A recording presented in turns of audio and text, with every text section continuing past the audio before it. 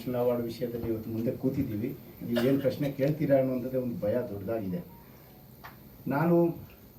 ನಾವಿಬ್ಬರು 2016 ಸಿನಿಮಾ ರಂಗಕ್ಕೆ ಬಂದ್ವಿ. ನಾನು ಅದಕ್ಕಿಂತ ಮೊದಲು ನಾನು ಇಂಟರ್ನ್ಯಾಷನಲ್ ಫಿಲ್ಮ್ ಫೆಸ್ಟಿವಲ್ ತುಂಬ ಅಟೆಂಡ್ ಮಾಡ್ತಾ ಇದ್ದೆ. ನನ್ನ ಟೇಸ್ಟ್ ಬಂದು ಫೆಸ್ಟಿವಲ್ ಸಿನಿಮಾ ಮಾಡೋ ಟೇಸ್ಟ್ ನಂದು. ನಾನು ಡೈರೆಕ್ಟರ್ ಆದಾಗ ಇವ್ರು ಪ್ರೊಡ್ಯೂಸರ್ ಆಗ್ತಾರೆ, ಇವ್ರು ಪ್ರೊಡ್ಯೂಸರ್ ಆದಾಗ ನಾನು ಡೈರೆಕ್ಟರ್ ಆಗ್ತೀನಿ. ಕತೆಗಳು ಇಬ್ಬರು ಸೇರಿ ಚರ್ಚೆ ಮಾಡ್ತೀವಿ. ಇವ್ರು ಮಾತಾಡಿದ್ದಾರೆ. ನಮಗೆ ಒಂದು 5 hours ಮಡಿಕೇರಿಯಿಂದ ಬೆಂಗಳೂರಿಂದ ಮಡಿಕೇರಿಗೆ ಹೋದಾಗ ನಮ್ಗೆ ಏನಾದರೂ ಒಂದು ಥರ್ಡ್ ತಗೊಂಡೆ ಅಂದರೆ ಅದ್ರ ಬಗ್ಗೆ ಡಿಸ್ಕಸ್ ಮಾಡ್ಕೊಂಡು ಹೋಗ್ತೀವಿ. ಎಲ್ಲೋ ಒಂದು ಕಡೆ ಕಚ್ಕೊಳ್ತದೆ, ಪುನಃ ಮರೆ ಆಗುತ್ತೆ, ಪುನಃ ಬರುತ್ತೆ, ಏನೋ ಒಂದು ಶುರು ಮಾಡ್ಕೊಳ್ತೀವಿ. ನಾವು ಇದರವರೆಗೆ ಇಬ್ಬರು ಸೇರಿಕೊಂಡು ಒಂದು 18 ಸಿನಿಮಾ ಮಾಡಿದ್ದೀವಿ, ಒಂದು ಡಾಕ್ಯುಮೆಂಟ್ರಿ ಮಾಡಿದ್ದೀವಿ. ನನ್ನ ಎಲ್ಲ ಬಹುತೇಕ ಸಿನಿಮಾಗಳು ಇಂಟರ್ನ್ಯಾಷನಲ್ ಫೆಸ್ಟಿವಲಲ್ಲಿ ಸೆಲೆಕ್ಷನ್ ಆದಂಥ ಸಿನಿಮಾಗಳು. ಇಲ್ಲಿ ನನ್ನನ್ನು ಇಂಟರ್ನ್ಯಾಷನಲ್ ಫೆಸ್ಟಿವಲ್ ಡೈರೆಕ್ಟರ್ ಅಂತಲೇ ಕರೀತಾರೆ ಸುಮಾರಿಗೆ ಬೆಂಗಳೂರಲ್ಲಿ. ನಾನು ಆರ್ಟ್ ಮೂವಿ ಮಾಡ್ತೀನಿ. ನಾನು ಆರ್ಟ್ ಮೂವಿ ಮೇಲೆ ತುಂಬ ಜಾಸ್ತಿ ನಂಬಿಕೆ ಇರ್ತೀನಿ. ನಾನು ಎಕ್ಸ್-ಸರ್ವಿಸ್ ಮ್ಯಾನ್, ಆರ್ಮಿ ರಿಟೈರ್ಡ್ ಆಗಿ 2000 ಬಂದ ಮೇಲೆ ನಾನು ಇದೊಂದು ಪ್ಯಾಷನೆಟ್ ಆಗಿ ನಮ್ಮ ಕೊಡಗು ಜನಾಂಗಕ್ಕೆ, ಕೊಡವರಿಗೆ ಅಂದರೆ ನಮ್ಮಲ್ಲಿ ಆಗೋದೇ ತುಂಬ ಕಮ್ಮಿ ಸಿನಿಮಾಗಳು. ನಾನು ಪ್ಯಾಷನೆಟ್ ಆಗಿ ನನ್ನ ಕೊಡವ ಭಾಷೆಯ ಸಿನಿಮಾಗಳನ್ನು ನಾನು ಮಾಡೋಕ್ಕೆ ತೊಡಗಿದ್ದೆ. 6 ಸಿನಿಮಾ ಮಾಡಿದ್ದೀನಿ.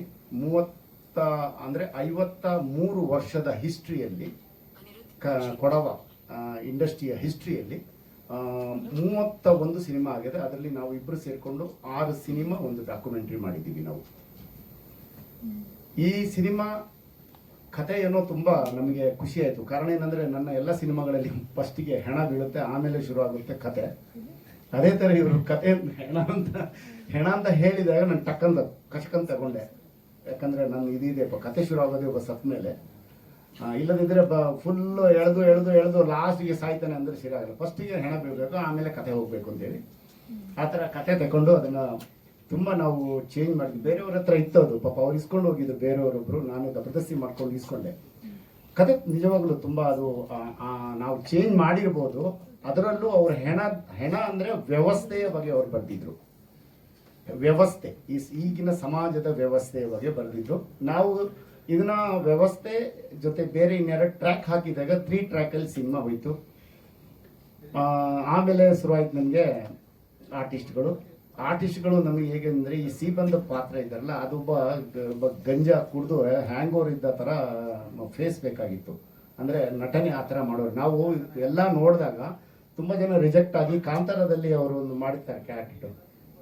ಆ ಕ್ಯಾರೆಕ್ಟರ್ ಮೇಲೆ ತಲೆಗೆ ಇಟ್ಕೊಂಡು ನಾವು ಮಾಡಿದ್ವಿ. ಪರ್ಫೆಕ್ಟ್ ಆಗಿ ಮಾಡಿದ್ದಾರೆ. ಭಾಷೆಯ ಕೊರತೆ ಇದ್ರೂ ಇವರು ಈ ರಾಮನಗರ ಸೈಡ್ ಭಾಷೆಯನ್ನು ತುಂಬ ಚೆನ್ನಾಗಿ ಅವರು ನಟನೆಯ ಜೊತೆಗೆ ಅವರು ಜೋಡಿಸ್ಕೊಂಡಿದ್ದಾರೆ. ಮತ್ತು ಮೇಡಮ್ ಇವರು ನಿಜವಾಗ್ಲೂ ಒಂದು ಒಳ್ಳೆ ಕ್ಯಾರೆಕ್ಟರ್ ಮಾಡಿದ್ದಾರೆ.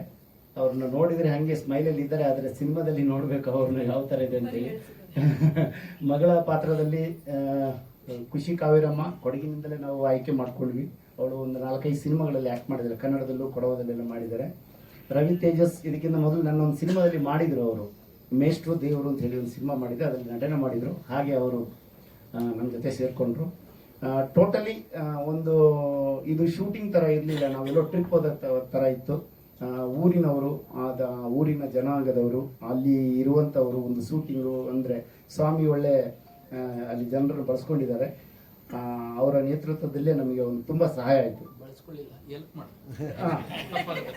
ಕರೆಕ್ಟ್. ನಮ್ಮ ಕನ್ನಡ ಸ್ವಲ್ಪ ಹಂಗೇನೆ ಇರುತ್ತೆ, ಸ್ವಲ್ಪ ತಿದ್ದುಪಡಿ ಆಗುತ್ತೆ. ಅಂದರೆ ನಾಗೇಶ್ ಅವರು ಇದಕ್ಕೆ ತುಂಬ ಜೀವ ತುಂಬಿದ್ದಾರೆ. ಎಡಿಟಿಂಗ್ ಆಗಲಿ, ಸ್ಕ್ರಿಪ್ಟ್ ಆಗಲಿ, ಕಥೆಗೆ, ಎಲ್ಲದಕ್ಕೂ ಥ್ಯಾಂಕ್ ಯು. ಸಿನಿಮಾದಿಂದ ನಮಗೆ ಇಷ್ಟೇ, ನಾನು ಹೇಳಕ್ಕೆ ನಮಗೆ ಇಷ್ಟೇ ಸಾಧ್ಯ. ಇನ್ನೇನಾದರೂ ಪ್ರಶ್ನೆ ಕೇಳಿದ್ರೆ ನಾವು ಡೆಫಿನೆಟ್ಲಿ ಉತ್ತರ ಮಾಡ್ತೀವಿ. Thank you. ಇದು ಭೂಗರ ದೊಡ್ಡಿ, ರಾಮನಗರ, ಕನಕಪುರ.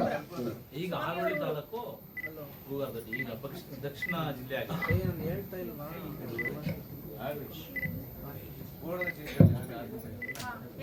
ಪ್ರಶ್ನೆ ಇದ್ರೆ ಕೇಳ್ಬೋದು.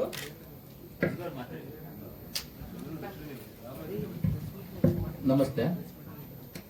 ಮಾಧ್ಯಮರಿಗೆ, ನನ್ನ ಸ್ನೇಹಿತರು, ಪತ್ರಿಕಾವಂತರು, ವೇದಿಕೆ ಮೇಲೆ ಕುಂತರ ಎಲ್ಲರಿಗೂ ನಮಸ್ತೆ.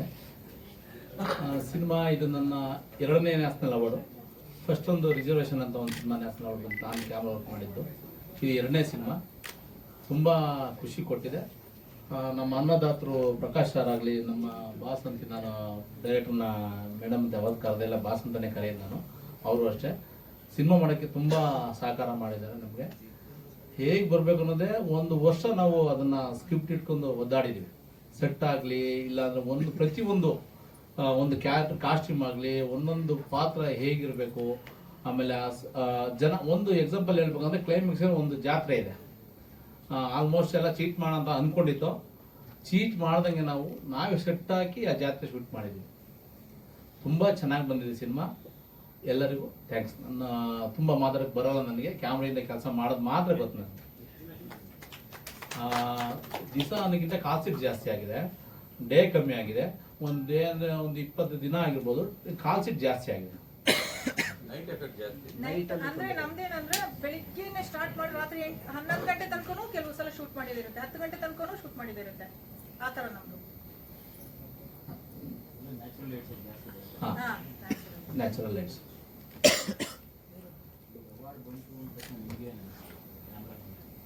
ನನಗಂತೂ ತುಂಬ ಖುಷಿನೇ, ಹೇಳ್ಕೊಳಕ್ಕಾಗದಷ್ಟು ಖುಷಿಯಾಗಿದೆ. ನೆಕ್ಸ್ಟು ಇನ್ನು ಈ ಥರಗಳು ಬೇಜಾರು ಮಾಡಬೇಕನ್ನೋ ಆಸೆ ತುಂಬ ಜಾಸ್ತಿ ಆಗಿದೆ. Thank you.